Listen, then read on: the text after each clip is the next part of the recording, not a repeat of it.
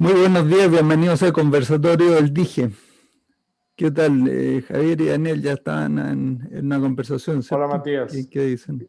Muy buenos Bien, días. sí. Hola José Armando. Buenas días, Javi. ¿Cómo me le Hola va? Daniel, bien. Todos ustedes. Gusto de Buenos estar acá días. otra vez. Hola Medardo.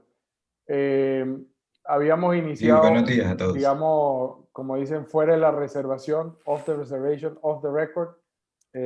Daniel nos trajo una inquietud que es muy interesante de conversar acerca de un cuestionamiento o entendiendo lo que proponen algunas personas que manejan Lean en una línea de ensamble para electrónicos, línea blanca, diciendo que pues tienen dos buffers, llamémoslo así, de materia prima y de producto terminado, y entre medio lo que tienen es flujo laminar, entendiendo el flujo laminar one piece flow.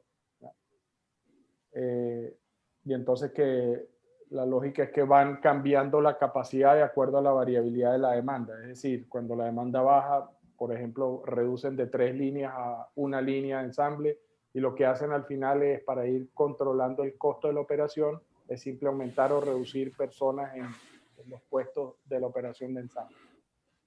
Y es muy característico de las operaciones que tienen alta tasa de utilización de mano de obra, o sea, manos, ¿sí? Personas. Siempre están tratando de poner la mínima capacidad necesaria para poder cumplir el programa, y porque les duele mucho pagarle a una persona más. Oye, pero yo tengo una pregunta para Daniel ¿esto de reducir la capacidad en una temporada, eso significa despedir a la gente, mandarla para su casa o Pues por significa supuesto. reubicarla? No, mano, eso es, hasta No. aquí llegamos, muchas gracias, y venga dentro de 3 meses cuando suba otra vez la demanda. Sí, Lo muchas volvemos a veces son Ya. llamar. oleadas, ¿eh? Son oleadas. Es decir, bueno, Sí, la Y mi temporada segunda pregunta termina, es, la ¿qué nivel temporada de termina. entrenamiento requiere ese personal para operar? Y sí, alto, en algún punto alto. sí, Alto. Pero no pero era, no era tanto la idea, digamos, desde el punto de vista político, sí, o sea, estábamos más, institucional, sino que hablábamos de si no era conveniente fijar un cuello de botella y aumentar la capacidad hasta el cuello de botella para que, como los atrasos se acumulan a medida que vamos llegando aguas abajo, tener capacidad sobrada para poder, siempre que el buffer en el cuello de botella esté completo. Y bueno, ese es un poco lo que sí, estaba era explicando. más el tema de cómo gestionar el flujo para sacarle, entre comillas, para darle la máxima productividad a la línea. Y Daniel hacía el comentario que estaba leyendo el libro de Chad y Debra acerca de DMRP, y ahí es donde salía el tema este de elevar la capacidad antes y después de la restricción. Y lo que le digo que esto es pure TOC, eso es, o sea, es TOC el Claro. más ortodoxo, de balancear la capacidad para balancear el flujo. Y la discusión de los recursos salió por comentario anexo, digamos, pero yo les estaba contando en la discusión que una vez tuvimos con Eli, de donde salió la lógica de cómo encontraríamos el cuello botella en la línea de ensamble, por ejemplo, automotriz. En un momento cuando se estuvo haciendo el análisis de Bentley y las experiencias pasadas de Eli, que se dio así en la cabeza y dijo, en las líneas de ensamble automotriz que están tan controladas, tan desarrolladas y todo eso, que él siempre decía que las líneas I o los flujos I, él pensaba 10% era la capacidad que se podía recuperar, y después se dio con un ladrillo en los dientes y dijo, no, me equivoqué. Como ahora podemos saber dónde está la restricción y la podemos fijar, pues simplemente hay un mecanismo para determinar dónde la queremos y podemos aumentar 20-30%. Y para terminar la historia, O más, no o más, sabemos. sí, sí, no sabemos, porque yo les explicaba que la cola del desempeño probabilístico en cada operación, la que esté peor es la que acopla y dicta la velocidad de toda la línea en un momento O dado. sea, hay que, para ya puntualizar bien de qué depende ese efecto, es el nivel de acoplamiento que tiene la línea. O sea, Exacto, mientras menos WIP se pueda mantener entre centro de trabajo, entre cada centro de trabajo, más acoplada está la línea. correcto. Mientras más acoplada está la línea, más depende de el desempeño de cada elemento o de cada centro de trabajo en cada momento del tiempo. Correcto. Entonces, mi mejor explicación para esto es como si tú tienes solo una máquina nada más. Y la máquina tiene no sé, vamos a ver elementos. Tiene una betonera donde uno mete ahí material, después tiene un clasificador, después tiene la prensa que hace la forma y después suelta. Son como 4 elementos. ¿Cuál de esos es el cuello de botella de la máquina? Dice, ¿de qué me estás hablando? La máquina funciona como un todo. Claro. O sea, se te traba uno y se trabó la máquina completa. Entonces, si tú tienes una línea de producción con 100 o 200 centros de trabajo, pero todos acoplados, es como una mega máquina. Traba uno y trabas toda la máquina. Así que, ya, entonces, efectivamente, el descubrimiento de que la cola de la distribución es la que dicta el flujo Exacto. fue impresionante, porque la cola de la distribución, por más que le pese a los ingenieros industriales, es larga. La Sí. cola siempre es larga. Entonces, si tienes 100 centros de trabajo y están súper acoplados unos con otros, ¿cuál es la probabilidad de que ninguno esté operando en la cola? Claro. Digamos que tienen 99% de probabilidad de no estar en la cola. ¿Cuál es la probabilidad de que ninguno no esté en la cola?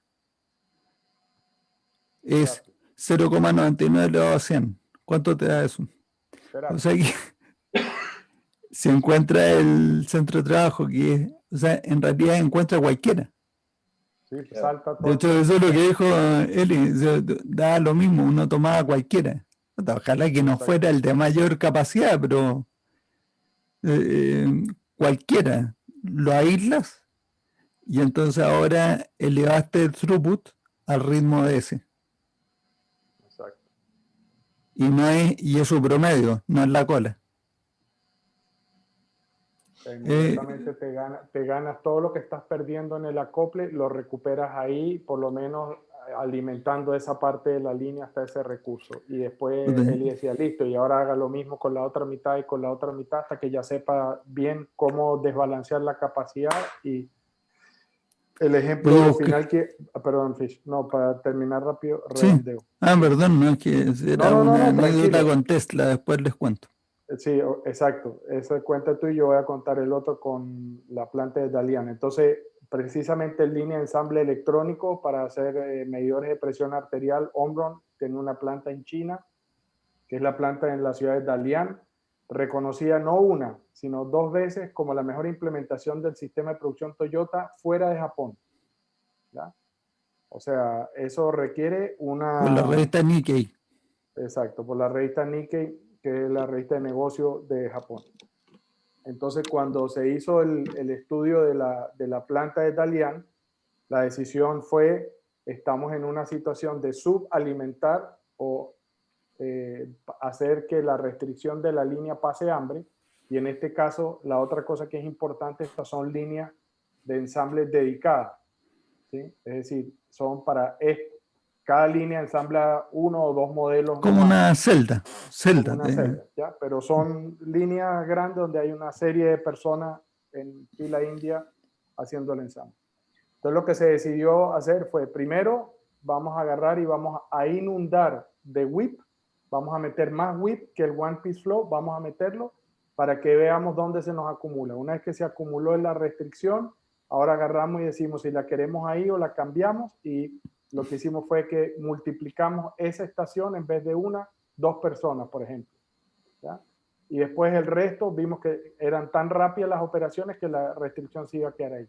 Habiendo hecho eso y ya reestructurado para tener una restricción fija donde se acumula el inventario y aumentar el flujo de productividad, llamemos la línea completa basada en lo que ahora esa restricción puede hacer, se multiplicó 6 veces la productividad. ¿No fue Esta semana. 60% en 6 días? Ese fue el primer salto. Eso, sí, 60%. 60% en una semana. Ese es el número, ¿ya?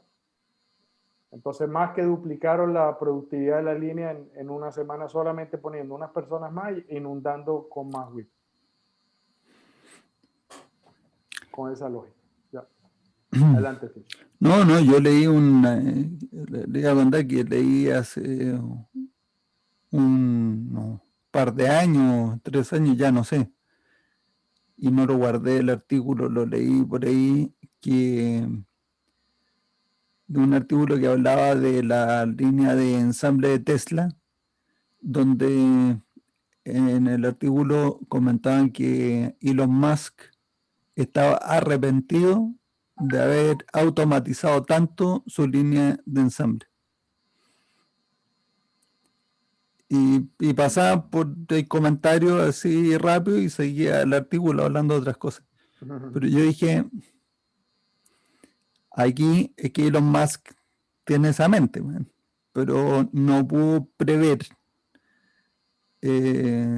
cuál era la consecuencia de tener todo tan automatizado y tan acoplado en términos de desempeño.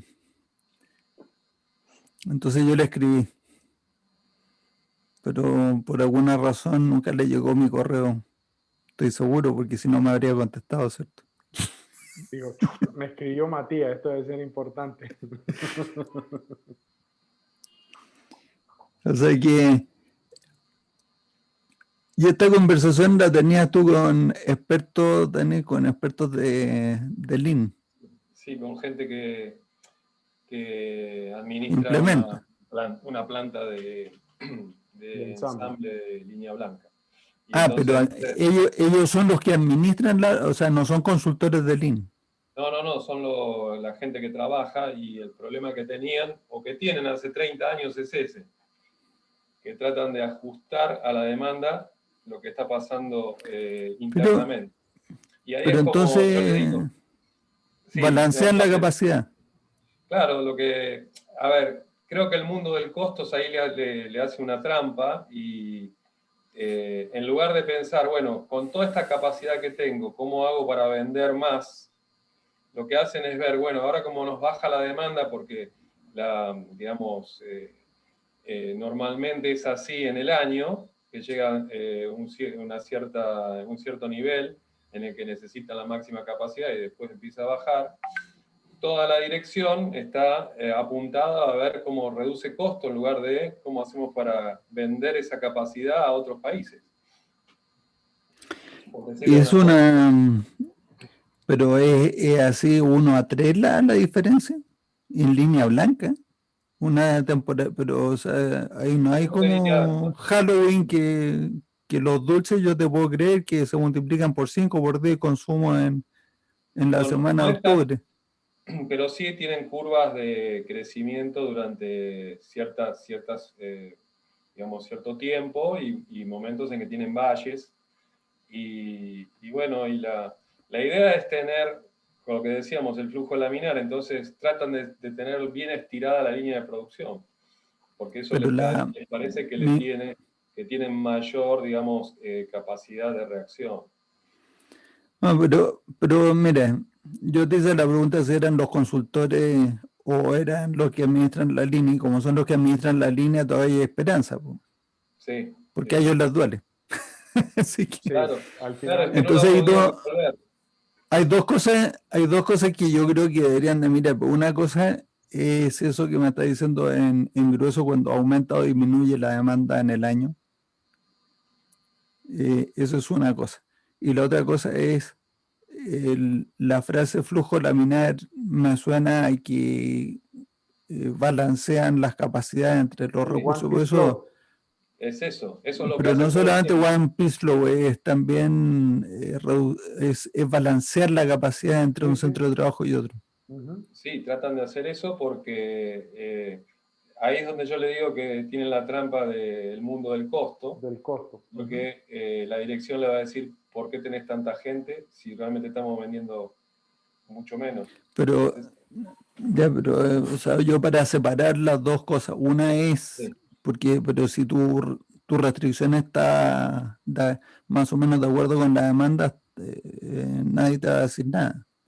Sí. La cosa es si, o sea, lo que estoy diciendo es si yo balanceo la capacidad de cada centro de trabajo con el otro, o sea, que todos produzcan más o menos la misma cantidad por hora o por día, vas a obtener otro fenómeno que es el de cuando tienes los sucesos dependientes Sí. y la variabilidad, y entonces la capacidad del flujo completo se reduce. Sí. ¿Qué es lo que les pasa? Ujú. Que empiezan a llegar tarde. Bueno, Porque entonces, en algún momento Ujú. les Ingeniero tienen David, un que pequeño pico y tienen ese problema de que la línea no termina de... Bueno, además el problema es que todavía siguen usando el pronóstico, ¿no? Pero independientemente de eso, el problema es que en algún punto se quedan sin capacidad porque ya la redujeron. Y es que no solo eso, sino que cuando la gente opera con la lógica de Lean y están metiendo los Kanbans, ¿sí? La dificultad que tiene el Kanban es que inmediatamente tienes un límite y si ese límite está por debajo del incremento de la demanda, ya llegas tarde. Claro. Y matas toda la productividad de toda la línea, ¿ya? Sí. Por el dichoso Kanban. Entonces, digamos que para eso es lo que quiere, y mi sugerencia sería darle que se lean el artículo de Eli. Sí. A ver O- si entienden. ¿A qué me o refiero? más fácil todavía jugar el juego de los dados. También. Sí, primero que se lean el artículo de Eli y después jugar el juego de los dados y ver si eso les remueve algo de las neuronas. ¿Sí? Y el otro día escuché a Eli en una conferencia que me parece que como que resume un poquito el concepto. A mí me pareció genial esa frase que dijo, mirá, el cuello de botella te determina el throughput, pero el lead time te lo determina la capacidad sobrante de los recursos que no son cuello de botella. Y me Sí, parece porque que ahí está toda resumido este concepto. y fíjate que lo que estábamos hablando al principio y lo que te decía yo, que leyendo a Ono, ¿sí? Uno se da cuenta que la preocupación más grande de Ono, la variabilidad es solamente un enemigo para reducir el lead time, nada Sí. más. Y toda su función era, yo quiero traer, y por eso era, por ejemplo, enemigo de tercerizar piezas. ¿Por qué? Porque inmediatamente la fuente de variabilidad y lead time la dejas por fuera de tu control e influencia, pues recibes cuando te entregan y si te queda mal, caput. Claro. Entonces, por eso le encantaba, era cosas que están por fuera, acóplela a la línea de ensamble, entrégueme ahí y vamos metiendo esa variabilidad para adentro y como un bulldog a empezar a investigar cómo hacemos para irla reduciendo. ¿Por qué?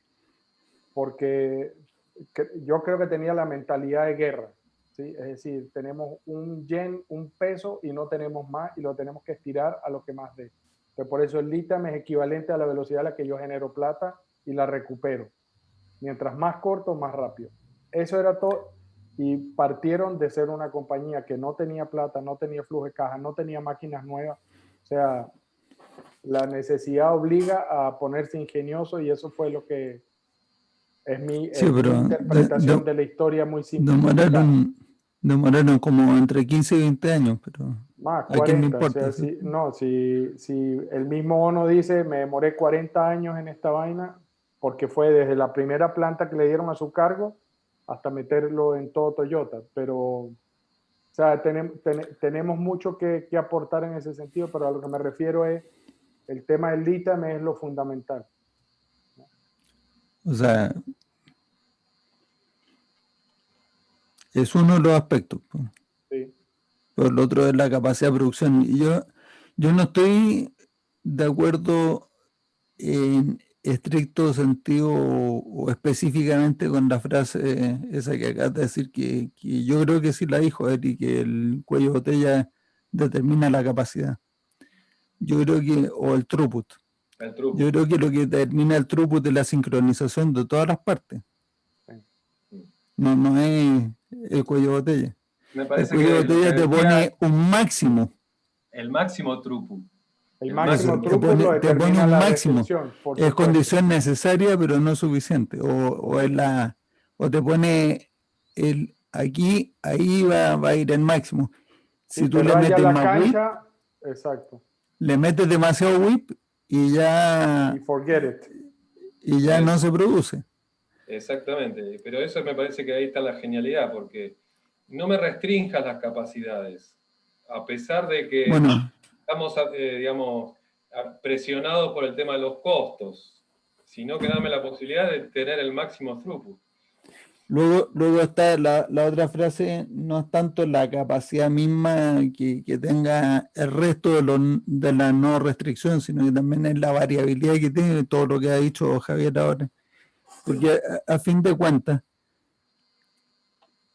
todo el invento de Eli fue introducir el tiempo como el limitador de whip, como el controlador de whip. Y eso es lo que llamó amortiguador de tiempo. Entonces los amortiguadores tienen que tener un tamaño suficientemente corto para controlar el whip a un nivel que fluya en todas las cosas, pero por otro lado tienen que ser suficientemente grande para que la restricción nunca se quede sin trabajo. Exacto. Entonces los amortiguadores son la profecía autocumplida del lead time, porque son la cola de producción que uno permite adentro. O sea, si tú tienes un amortiguador de 9 días, adivina cuánto va a ser tu lead time promedio. Entre 7 y 9 días. A menos que tenga cuellos de botella que se atrasen órdenes, entonces se empiezan a atrasar las órdenes, pero si entregas todo a tiempo, tu lead time promedio es más o menos el amortiguador promedio. Es obvio, pues. Si uno está liberando con 9 días de anticipación, permite que se te hagan colas de 7 a 9 días dentro de la fábrica, entonces el lead time de producción va a ser más o menos entre 7 y 9 días. Pues. Entonces, ¿cuándo puede uno reducir amortiguadores? Cuando reduce la variabilidad, cuando te das cuenta, entonces las señales, según Drum Buffer Road, están en los colores. Entonces, cuando tienes permanentemente en la foto de todos los días menos de 8, 5% rojos, ahí estás seguro de que tu amortiguador está demasiado grande, lo puedes acortar un poco. Acortar, exacto. Entonces yo lo hago, acortar amortiguadores soy más bien reacio, prudente, sí, o sea, yo 5%. No acorte más que eso, no, ¿para qué? O sea, la única, sí, eso que dice Matías, yo concuerdo. La única razón para cortar amortiguadores es porque hay una presión real necesaria de actuar distinto en el mercado con una oferta de más velocidad. Si no, si estás dentro de la tolerancia del mercado, reducir el amortiguador pues, para obtener los beneficios de velocidad, pero sin pero, Javier, sí. te puedo contradecir un poco eso. Te voy a decir, sí, claro, cuál es la contradicción de esta cuestión. O sea, yo estoy de acuerdo contigo si es que el porcentaje de ventas que tú quieres hacer a un lead time mucho más corto es más del 20 o 25% o 30% de la producción. Sí. Pero si tu volumen no llega a más de 10% a una velocidad mucho mayor, ¿tú estás de acuerdo conmigo que el tiempo de toque sigue siendo muy corto? Sí.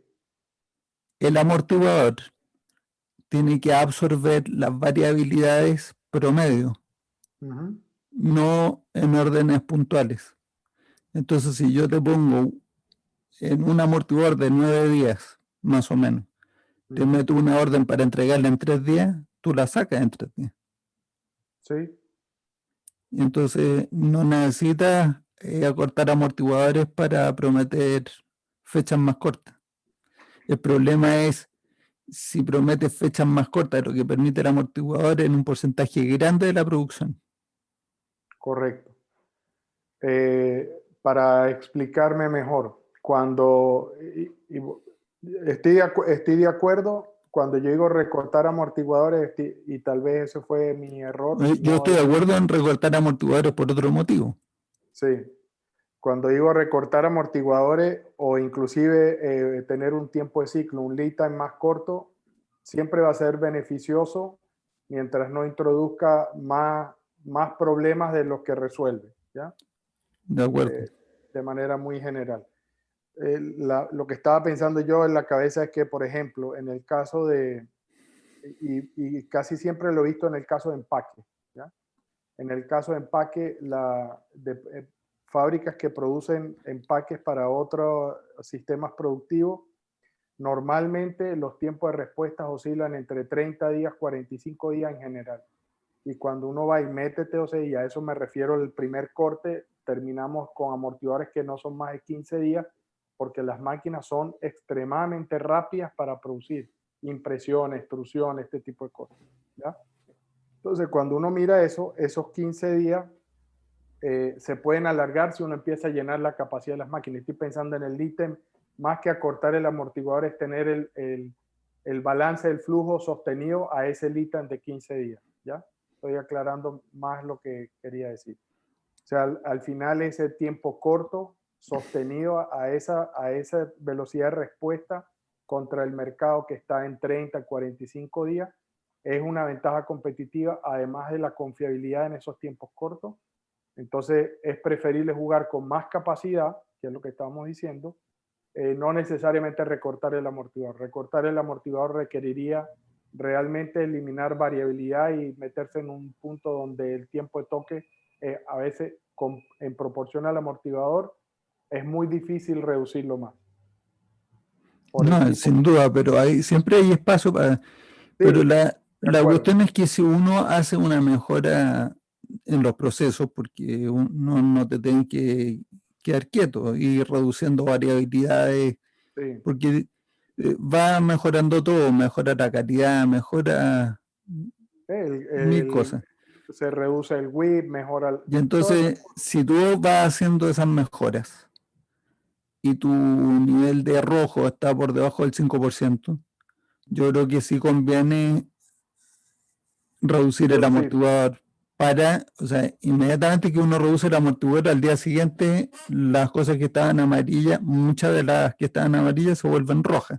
Correcto. O sea, ya volviste al 15%, al 20%. Y mantiene la rienda corta. Claro. Entonces, lo que se trata de mantener la rienda es lo que decía, o lo que dicen los expertos en Lean, de reducir el nivel de inventario para que vayan saliendo las rocas. Correcto. O sea, en el río. Sí. No, y lo que digo es que cuando uno hace y reduce el amortiguador, también inmediatamente puedes meter más WIP. En todo caso, en cuanto a ventajas competitivas por tiempo más corto, no lo sé. Eso, pues, o sea, si tienes una... Lo que pasa es que normalmente, si estás entregando en el plazo que prometen todos los demás competidores, pero que no entregan, tú ya tienes una ventaja. Sí. Entregar más corto que eso no debería de dar una ventaja, pero claro que es atractivo puntualmente para algunos clientes. El problema de eso es que si tú tienes éxito con esa ventaja se muere sola. En el momento en que tú tienes éxito, aumentaron las ventas, aumenta el flujo de ventas más rápido de lo que uno es capaz de entregar, y el mismo frente de carga te obliga a prometer plazos más largos. Correcto. O sea, ventaja no sostenible. En este caso, la capacidad tiene que aumentar para poderlo sostener al mismo nivel. A eso me refiero. Pero es lo mismo que pasa cuando estás prometiendo el plazo normal y entrega 100% a tiempo, y si quieres ofrecer la garantía por entrega a tiempo, y entonces aumentan las ventas y tienes que aumentar la capacidad igual. Sí. Y no somete a la planta productiva a un estrés innecesario. O sea, yo soy contrario a reducir plazos para ganar mercado sin obtener otra ventaja adicional en precio, por ejemplo. Ujú. Porque no es sostenible. Pues si ganas mercado, entonces tarde o temprano te ven la obligación de tener que aumentar capacidad para mantener eso, cuando Sí. en realidad uno tenía el margen Ujú. antes de empezar con ese plan y poder postergar las inversiones. Pues no necesitas, o sea, si tú puedes entregar en 15 días y estás prometiendo 30, igual que todo el mundo, Ujú. entre los 15 y los 30 días de plazo todavía tienes todo eso, Ese semanas buffer o meses, para... Sí, sí, sí. De para acuerdo, de ir acuerdo. planeando el aumento de capacidad. No necesito prometerle 20 días a nadie. ¿Para qué me voy a Correcto. poner yo la soga y empezar a apretar el nudo? Ujú. Digo yo. O sea, Sí, otra cosa es con guitarra, ¿eh? es Ahora, correcto. yo tuve la guitarra en las manos hasta el año 2000, 97, 98 y 99 aquí en Chile. Y yo prometía los plazos que me decían en la fábrica, con puertas y ventanas de madera. Y era como una letanía la cosa. Yo le decía, ¿cuánto le prometemos? Dice, 45 días. Dice, pero tú has mirado tu capacidad de producción. Dice, tú no te preocupes, tú vendes y yo voy a entregar. Ujú. Los atrasos pueden llegar a, o sea, prometer 45 días y entregar en 60 o en 70 o en 80 días. Así era de dramático. Entonces empezamos a prometer 60 días y 70 días y 90 días. Y el mercado lo aceptaba. Es que son construcciones. Y la partida de las puertas y ventanas te las quieren comprometer al principio de la obra, muchos meses antes de que las necesiten. Entonces te las comprometen 90 días antes.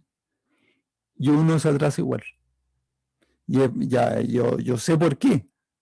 Entonces cuando me hice cargo de la producción, lo primero que hice no fue controlar el WIP, porque me lo tenía controlado el mercado. Cuando yo me hice cargo ya no tenía mucho WIP que controlar. Tenía como 20 días o 30 días de horas que tenía que entregar, todas atrasadas, y multiplicamos por 3, no, eran más, 60 días. Y multiplicamos por 3 la capacidad de producción, o sea que drené en 3 semanas todo lo que faltaba. Pero ya no entraban las ventas. Fue dramático, triste, lo siento mucho. Porque, bueno, por otro lado, tal vez no me habría dedicado a estudiar más teoría de restricción, habría A esto que hecho, estamos haciendo, exacto. claro, habría estado metido en la fábrica y no habría aceptado a ningún consultor que entrara a explicarme qué hacer.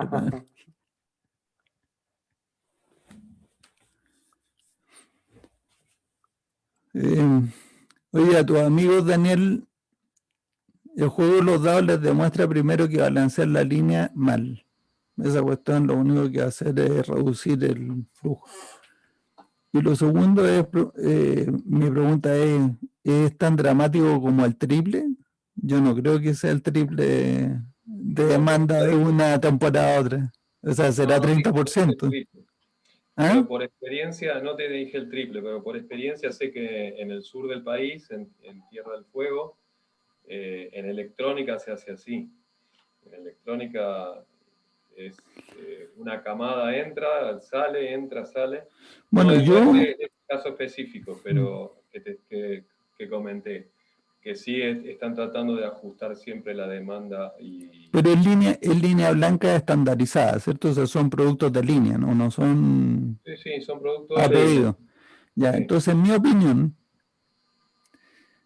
mi humilde opinión, tal vez no tan humilde, sino que con un poco de experiencia en mercados con estacionalidad.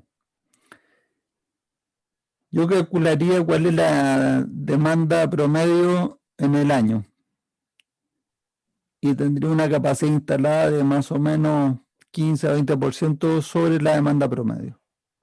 Exacto.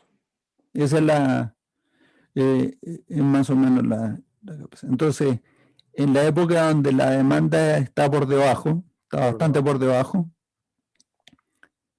tendría para los productos de mayor rotación, de mucha mayor rotación, que uno ya lo sabe, porque el pronóstico de cuánto se va a vender de un producto de alta rotación en un año es casi matemáticamente exacto, casi. O sea, yo te diría un error bajísimo.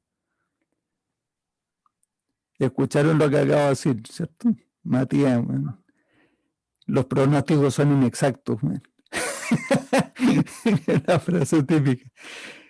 Eso es cierto cuando tienes poca agregación estadística, pero si tú me preguntas cuántas lavadoras modelo X27 se van a vender en el año, y yo creo que te dicen, mira, entre 50 y 55, o entre 550 y 570, pero la diferencia no te va a escapar mucho en el año. Entonces tú haces un pronóstico largo para todo el año y generas órdenes de make to stock, que no son para reponer la demanda. O sea, no la demanda, sino que el consumo, sino que son para llenar la capacidad. Con esas órdenes de make to stock uno llena la capacidad en los meses de baja productividad. Pero también tiene un límite. O sea, tú tienes unas órdenes MTS que suban hasta una cantidad, no sé, 300 unidades en el año. Entonces tienes 30 órdenes de 10 unidades. Entonces, cuando tienes espacio en la planta y quieres utilizar la capacidad, mete una de esas órdenes. Esas órdenes tienen color azul. O sea, la más baja prioridad. Entra cualquier otra orden por consumo y le gana. Esas órdenes son solo para utilizar la capacidad. Y entonces, ¿qué es lo que te va a pasar? Que durante los meses de baja demanda se te va a acumular inventario en la bodega. Y cuando llega la alta demanda, ese inventario se va despachando. Oye, pero ¿y si no le pegamos exactamente con la cantidad que teníamos que fabricar? Si no importa. Mientras lo que tengas en la bodega se venda en la temporada alta, o sea, si no se vende en la temporada alta, almacenaste capacidad que no necesitabas. Exacto. Pero si se vende, estás almacenando en la bodega capacidad que sí se necesita en la temporada alta.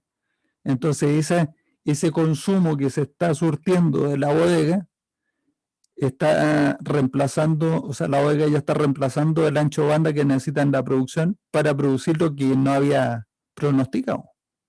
O sea, reponer el consumo como siempre. Y de esa manera, teniendo ese colchón de capacidad que se usa todo el año para construir el colchón de inventario, equilibra la demanda promedio con la capacidad promedio durante el año y todos contentos. O sea, lo que hace es que estabilizas el empleo en lugar de estar contrata, echa para afuera, contrata, echa para afuera, y la credibilidad como empleador y como empresa es mucho más alta. Unas relaciones laborales sobre todo, si además tienes que entrenar gente. Bueno. Sí, por eso digo, o sea, el gasto oculto de tener que reclutar, volver a entrenar, y honestamente cuando tú estás y contrata y echa para afuera, contrata y echa para afuera, esa vaina es un boomerang que eventualmente se devuelve. Pero la primera cosa es abandonar el balanceo. Sí. Ahora, Daniel, cuando tú planteaste el problema, cuando vos lo planteaste, ¿hacías referencia a variaciones estacionales o variaciones macroeconómicas que sufre la Argentina? Porque son profundas esas variaciones. No, y duran más. Son un poco de todo. No nos estamos hablando directamente del problema del COVID o problemas, digamos, estructurales. No la coyuntura, sino una variabilidad normal que se da dentro de ese tipo de negocios. Y bueno, no, de paso, hoy día en Argentina está prohibido despedir gente. Claro. Para colmo. Sí. Bueno, Bueno, interesante. A mí siempre me Sí, gusta tirarle un par de misiles por debajo de la línea de flotación a algunos conceptos. Sí, sí, sí. Y me aguanté de decir otras cosas. Y, próxima semana estuve pensando, ya sé, sano ejercicio, me felicitan por eso. sí, Y haz otra cosa. no, estuve pensando que a ver si no podíamos hacer un poquito de, o sea, un esfuerzo de mirar algún artículo en los diarios, algo como para comentar a la luz de teoría de restricciones. Porque yo creo que hay muchísimo que comentar de las cosas que pasan, Están de las pasando. políticas Sí. públicas, de las cosas que hacen los mismos empresarios, todo. Y que, bueno, Yo aquí nos podemos propongo, divertir. sí, propongo, escógete uno que te llame la atención. eh, No, bueno, pero todas las semanas deberíamos sí, sí, de sí, pero traernos algo así, ¿no? entonces, digamos, hagamos la selección para alguno que nos llame la atención para la semana que viene y Gustavo queda con una tarea. Gustavo nos va a explicar qué significa el Corkscrew Strategy o la metodología de, sí, de sacacorcho, de Clark Ching. ¿Sí? Como tú preguntaste que querías que comentáramos, pues primero nos la explica y después la comentamos. Qué interesante. Pero Bueno, que Clark Ching es el de Bottleneck. Sí, The Bottleneck Guy sacó, no sé si es un libro nuevo, pero está publicando mucho acerca del Corkscrew Strategy y yo creo entender qué es lo que es. Y es su Bueno, debe tener manera que muy ver con personalizada. Bottleneck, pues tú le sacas el corcho por dónde, por el cuello de la botella. Es como explotar y elevar la restricción, pero la verdadera. O sea, esto se trata del corkscrew. Primero tienes que profundizar para después destapar el cuello de botella. ¿Ya? Ok. Entonces, pero no digo nada más, sino ahí tiene tarea don Gustavo para que nos cuente lo más conciso posible qué carajo es esto del corkscrew methodology o strategy Ya. y lo comentamos. curso básico de Cualquier Oye, dinámica de artículo, grupo. Medardo hizo una Devuélvele la pregunta. pelota. sí, sí, sí, Me- perdón. Medardo hizo una pregunta que voy a contestar. Dice, ¿cambiaría la solución que yo propuse, esto de equilibrar la capacidad promedio, si el nivel de entrenamiento fuera menor? Podría cambiar. eh, y en ese caso, entonces, pues yo creo que es peor, queda peor igual. O sea, yo seguiría usando la solución que yo propongo. Pero Sí, sí cambiaría porque el costo de recontratar es mucho menor. mucho menor. Y entonces de lo que se trata es que uno le cumpla a todo el mundo lo que le promete. Y entonces si uno a la gente que está contratando no le está prometiendo un trabajo indefinido, sino que le está prometiendo trabajo por los próximos 4 meses, pues le cumple con eso. Yo creo que es mucho mejor mantener gente que es del equipo siempre. Pero hay actividades donde efectivamente la temporada es la temporada y ahí estamos, o sea, es de cero actividad unos meses a toda la actividad durante los meses de temporada. Por ejemplo, Correcto. la vendimia en el campo, o sea, la cosecha de las uvas. De las O sea, uvas. que van a ser vendimiadores todo el año ahí si no hay nada que hacer. Exacto. No estamos hablando de ese tipo de... O sea, en ese caso, efectivamente, uno promete y dice, tiene, aquí en Chile le llaman los temporeros. Entonces, tiene Exacto. usted la temporada, lo contrato por 4 meses, este es el trato, y están contentos. Pues entonces el otro, cuando se termina la temporada, se va a hacer otra cosa. Pero en este caso de la línea blanca, siempre hay demanda por producto. Correcto. O Entonces sea, yo creo realmente hay que una estacionalidad, o sea, el consumo no llega a cero. no, y además las variabilidades puede ser 30, 40%, Sí, así como exacto. mucho, como la gran cosa. Y en línea blanca me sorprende que haya variabilidad en el consumo. Yo pensaba Pero yo que, creo que esa variabilidad puede ser inducida por las reglas de mercado que existen o las políticas. Me da a mí la sensación. Porque lo que dices tú, Matías, línea blanca de repente en diciembre o en el Día de las Madres. O sea, imagínate, yo me acuerdo. No, el que Día de mi las mamá se Madres, que- ¿cómo le va a vender, le va Pero preciso, si mi mamá se regalar quejaba, me una decía, lavadora a la mamá? Es como, bueno, pero no todo el mundo es tan elevado de espíritu como tú. La gente dice, ya, una lavadora nueva. Si igual la señora está lava y lava en la casa, pues que tenga una nueva. Ya le haga la vida más fácil. Si está lavando a mano, está bien que le qué regalen una machista, lavadora. nos van a cerrar el ¿No, canal. machista Pues. de qué? ¿Machista de qué no? Es la realidad. No, porque es como decir, la No estoy señora diciendo- le pidió más no. espacio al marido y le amplió la cocina. Man. Bueno, porque se lo pidió. Entonces, ya, listo. Dijo, Sí, quiero no, más espacio y le amplió claro, la quiero cocina. más- listo. No, y lo que no entendió el marido era que quiero más espacio, quiero que te vayas. Lo que me amplíe la cocina. Ya. Bueno, entonces, listo, quedamos así. Un Bueno, nos vemos artículo entonces. de la contemporaneidad actual que tenemos en nuestros países, digno de comentar o que les llame la atención. Y entonces Gustavo nos hace el favor de explicar. Ahora, qué es la- si se les ocurre, entonces sería un bonito detalle, nos mandan por correo Sí, el tema sí, exacto. para no improvisar. Improvisar, O sea, supongo que no querrán bueno, ver llama- cuáles son nuestras dotes de improvisación, sino que si nos podemos preparar un poquitito, Sí. estaría bueno. Fantástico. Muchas gracias. Yo lo disfruté mucho. Gracias, Daniel. Gracias, muchachos. Un abrazo. Muchas gracias. Abrazos para todos. Gracias, muy interesante. Bueno.